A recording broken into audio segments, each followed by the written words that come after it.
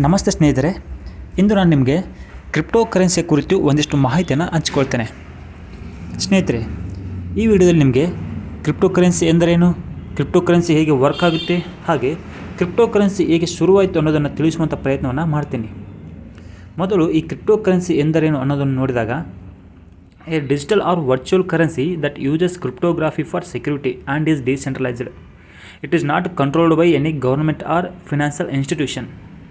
ಸ್ನೇಹಿತರೆ, ಅಂದರೆ ಈ ಕ್ರಿಪ್ಟೋ ಕರೆನ್ಸಿ ಅನ್ನೋದು ಒಂದು ಡಿಜಿಟಲ್ ಅಥವಾ ವರ್ಚುವಲ್ ಕರೆನ್ಸಿ ಆಗಿದೆ. ಅಂದರೆ ಇದು ಇರುತ್ತೆ, ಆದರೆ ನಮ್ಮ ಕಣ್ಣಿಗೆ ಕಾಣುವುದಿಲ್ಲ, ಹಾಗೆ ಇದನ್ನು ನಾವು ಟಚ್ ಕೂಡ ಮಾಡೋಕ್ಕಾಗೋದಿಲ್ಲ. ಯಾಕಂದರೆ ಇದೊಂದು ಡಿಜಿಟಲ್ ಕರೆನ್ಸಿ ಆಗಿದೆ, ಇದೊಂದು ವರ್ಚುವಲ್ ಕರೆನ್ಸಿ ಆಗಿದೆ. ಇದೊಂದು ಎಲೆಕ್ಟ್ರಾನಿಕ್ ಫಾರ್ಮಲ್ಲಿ ಇರುತ್ತೆ, ಹಾಗಾಗಿ ಇದನ್ನು ನಾವು ನೋಡೋಕ್ಕೂ ಆಗೋದಿಲ್ಲ, ಹಾಗೆ ಟಚ್ ಕೂಡ ಮಾಡೋಕ್ಕಾಗೋದಿಲ್ಲ. ಹಾಗೆ ಇದು ಡಿಸೆಂಟ್ರಲೈಸ್ಡ್ ಆಗಿದೆ. ಅಂದರೆ ಈ ಕ್ರಿಪ್ಟೋ ಕರೆನ್ಸಿ ಟ್ರಾನ್ಸಾಕ್ಷನಲ್ಲಿ ಯಾವುದೇ ಬ್ಯಾಂಕ್ ಆಗಲಿ ಸರ್ಕಾರ ಆಗಲಿ ಮಧ್ಯಸ್ಥಿಕೆಯನ್ನು ವಹಿಸುವುದಿಲ್ಲ. ಉದಾಹರಣೆಗೆ, ನೀವು ಫ್ಲಿಪ್ಕಾರ್ಟಲ್ಲಿ ಒಂದು ವಸ್ತುವನ್ನು ಪರ್ಚೇಸ್ ಮಾಡ್ತೀರಾ ಅಂದ್ಕೊಳ್ಳಿ. ಆಗ ಆನ್ಲೈನ್ ಪೇಮೆಂಟ್ ಮಾಡುವಾಗ ಆ ರಿಕ್ವೆಸ್ಟ್ ಮೊದಲು ನಿಮ್ಮ ಬ್ಯಾಂಕ್ಗೆ ಹೋಗುತ್ತೆ. ಆಗ ನಿಮ್ಮ ಬ್ಯಾಂಕ್ ನಿಮ್ಮ ಅಕೌಂಟಲ್ಲಿ ಅಷ್ಟು ದುಡ್ಡು ಇದೆಯೋ ಇಲ್ಲವೋ ಅಂತ ಚೆಕ್ ಮಾಡಿಬಿಟ್ಟು ಓಕೆ ಕೊಡುತ್ತೆ. ನಂತರ ಫ್ಲಿಪ್ಕಾರ್ಟ್ಗೆ ಪೇಮೆಂಟ್ ಮಾಡುತ್ತೆ, ನಂತರ ಪೇಮೆಂಟ್ ಸಕ್ಸಸ್ ಆಗುತ್ತೆ. ಆದರೆ ಕ್ರಿಪ್ಟೋ ಕರೆನ್ಸಿಯಲ್ಲಿ ಯಾವುದೇ ರೀತಿಯ ಮಿಡಲ್ ಮ್ಯಾನ್ ಇರುವುದಿಲ್ಲ. ನೀವು ಯಾರ ಜೊತೆ ಟ್ರಾನ್ಸಾಕ್ಷನ್ ಮಾಡ್ತಾ ಇರ್ತೀರೋ ಅವರಿಗೆ ನೇರವಾಗಿ ಹೋಗುತ್ತದೆ. ಹಾಗಾಗಿ ಇದನ್ನು ನಾವು ಪೀರ್ ಟು ಪೀರ್ ಟ್ರಾನ್ಸಾಕ್ಷನ್ ಅಂತ ಕರೆಯಲಾಗುತ್ತದೆ. ಸ್ನೇಹಿತರೆ, ಇವಾಗ ಕ್ರಿಪ್ಟೋ ಕರೆನ್ಸಿ ಎಂದರೇನು ಅಂತ ನೋಡಿದ್ವಿ. ಇವಾಗ ಕ್ರಿಪ್ಟೋ ಕರೆನ್ಸಿ ಹೇಗೆ ಶುರುವಾಯಿತು ಅನ್ನೋದನ್ನು ನೋಡೋಣ. 2008ರಲ್ಲಿ ಸತೋಶಿ ನಾಕಮೋಟೋ ಅನ್ನೋ ವ್ಯಕ್ತಿ ಒಂದು ವೈಟ್ ಪೇಪರ್ ಔಟ್ಲೈನಿಂಗನ್ನು ಪಬ್ಲಿಷ್ ಮಾಡ್ತಾರೆ. ಅದರಲ್ಲಿ ಈ ಒಂದು ಬಿಟ್ಕಾಯಿನ್ ಅಂದರೆ ಮೊದಲ ಕ್ರಿಪ್ಟೋ ಕರೆನ್ಸಿ ಆದಂಥ ಈ ಬಿಟ್ಕಾಯಿನ್ ಬಗ್ಗೆ ವಿವರಿಸಿರಲಾಗಿರುತ್ತೆ. ಈ ಸತೋಶಿ ನಾಕಮೋಟೋ ಅವರು ಈ ಒಂದು ಬಿಟ್ಕಾಯಿನನ್ನು ಮೊದಲ ಬಾರಿಗೆ 2009 ಜನವರಿ 3ರಂದು ಕ್ರಿಯೇಟ್ ಮಾಡ್ತಾರೆ. ಅದೇ ಮೊದಲ ಕ್ರಿಪ್ಟೋ ಕರೆನ್ಸಿ ಆಗುತ್ತೆ. ಆದರೆ ಈ ಸತೋಶಿ ನಾಕಮೋಟೋ ಅನ್ನೋ ವ್ಯಕ್ತಿ ಯಾರು ಅದು ಗೊತ್ತಿಲ್ಲ, ಯಾವ ದೇಶದವನು ಅದು ಗೊತ್ತಿಲ್ಲ, ಎಲ್ಲಿರ್ತಾನೆ ಗೊತ್ತಿಲ್ಲ, ನಿಜಕ್ಕೂ ಇದಾನ ಗೊತ್ತಿಲ್ಲ. ಅವನು ಕೂಡ ಒಂಥರ ಕ್ರಿಪ್ಟೋ ಮ್ಯಾನ್ ಇದ್ದ ಹಾಗೆ. ಅವನು ಇದಾನೋ ಇಲ್ವೋ, ಆದರೆ ಈ ಕ್ರಿಪ್ಟೋ ಕರೆನ್ಸಿ ವ್ಯವಹಾರ ಅತ್ಯಂತ ವ್ಯವಸ್ಥಿತವಾಗಿ ನಡೀತಿರೋದಂತೂ ಸತ್ಯ. ಕ್ರಿಪ್ಟೋ ಕರೆನ್ಸಿ ಹುಟ್ಟಿಕೊಂಡ ನಂತರ ಈ ಬಿಟ್ಕಾಯಿನಿಂದ ಇನ್ಸ್ಪೈರ್ ಆಗಿ ಮತ್ತೆ ಹಲವಾರು ಕಾಯಿನ್ಗಳು ಹುಟ್ಟಿಕೊಳ್ತವೆ. ಅದರಲ್ಲಿ ಮೊದಲನೇದು ಲೈಟ್ ಕಾಯಿನ್. ಇದನ್ನು ಗೂಗಲ್ನ ಮಾಜಿ ಎಂಜಿನಿಯರ್ 2011ರಲ್ಲಿ ಶುರು ಮಾಡ್ತಾರೆ. ಇದೇ ಮೊದಲ ಪರ್ಯಾಯ ಕಾಯಿನ್ ಆಗಿದೆ. ಇದಾದ ನಂತರ ಎಥೇರಿಯಂ, ಇದು ಕೂಡ ಒಂದು ಕ್ರಿಪ್ಟೋ ಕರೆನ್ಸಿ.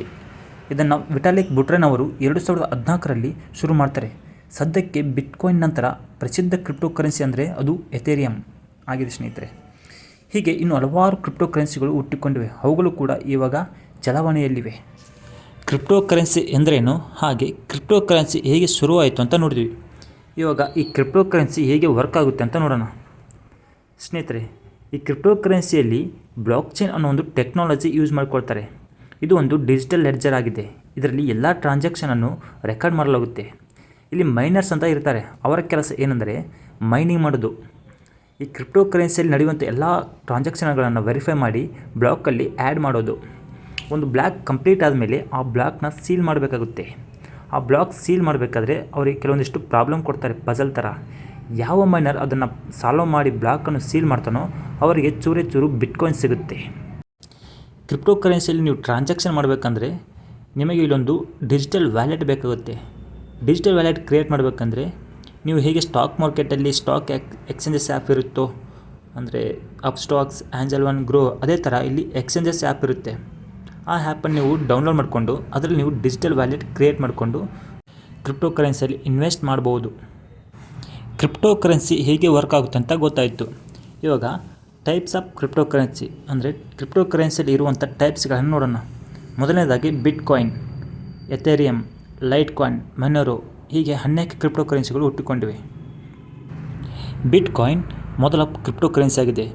ಈ ಕ್ರಿಪ್ಟೋ ಕರೆನ್ಸಿಯಲ್ಲಿ ಪ್ರಸಿದ್ಧವಾದ ಕರೆನ್ಸಿ ಅಂದರೆ ಅದು ಬಿಟ್ಕಾಯಿನ್. ಇದರ ಮೌಲ್ಯ 90,66,838 ರೂಪಾಯಿ ಆಗಿದೆ. ನಂತರ ಲೈಟ್ ಕಾಯಿನ್, ಇದು 10,120 ರೂಪಾಯಿ. ಹಾಗೆ ಎಥೇರಿಯಂ 3,40,063 ರೂಪಾಯಿ. ಹಾಗೆ ಮೊನೆರೋ ಕಾಯಿನ್, ಇದು ಕೂಡ 18,714 ರೂಪಾಯಿ. ಹೀಗೆ ಇನ್ನೂ ಹಲವಾರು ಕ್ರಿಪ್ಟೋ ಕರೆನ್ಸಿಗಳು ಹುಟ್ಟಿಕೊಂಡಿವೆ.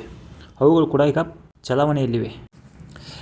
ಕ್ರಿಪ್ಟೋ ಕರೆನ್ಸಿ ಟೈಪ್ಸ್ಗಳನ್ನು ನೋಡಿದ್ವಿ. ಇವಾಗ ಕ್ರಿಪ್ಟೋ ಕರೆನ್ಸಿ ಮತ್ತು ನಾರ್ಮಲ್ ಕರೆನ್ಸಿಗೆ ಇರುವಂಥ ವ್ಯತ್ಯಾಸವನ್ನು ನೋಡೋಣ. ಕ್ರಿಪ್ಟೋ ಕರೆನ್ಸಿ ಡಿಸೆಂಟ್ರಲೈಸ್ಡ್ ಆದರೆ ನಾರ್ಮಲ್ ಕರೆನ್ಸಿ ಸೆಂಟ್ರಲೈಸ್ಡ್ ಆಗಿದೆ. ಅಂದರೆ ನಾರ್ಮಲ್ ಕರೆನ್ಸಿಯಲ್ಲಿ ಟ್ರಾನ್ಸಾಕ್ಷನ್ ಮಾಡಬೇಕಾದ್ರೆ ಬ್ಯಾಂಕ್ ಆಗಲಿ ಸರ್ಕಾರ ಆಗಲಿ ಮಧ್ಯಸ್ಥಿಕೆಯನ್ನು ವಹಿಸುತ್ತೆ.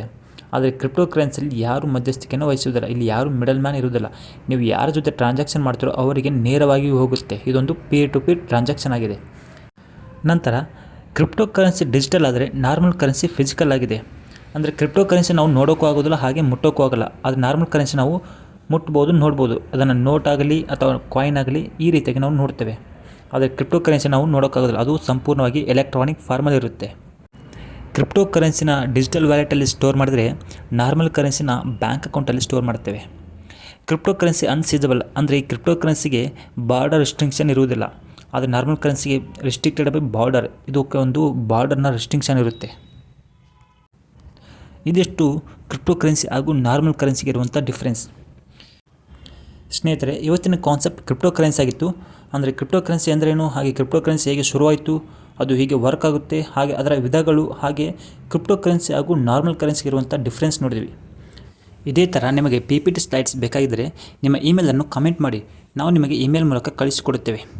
ವಿಡಿಯೋವನ್ನು ಸಂಪೂರ್ಣವಾಗಿ ನೋಡಿದ್ದಕ್ಕಾಗಿ ಧನ್ಯವಾದಗಳು.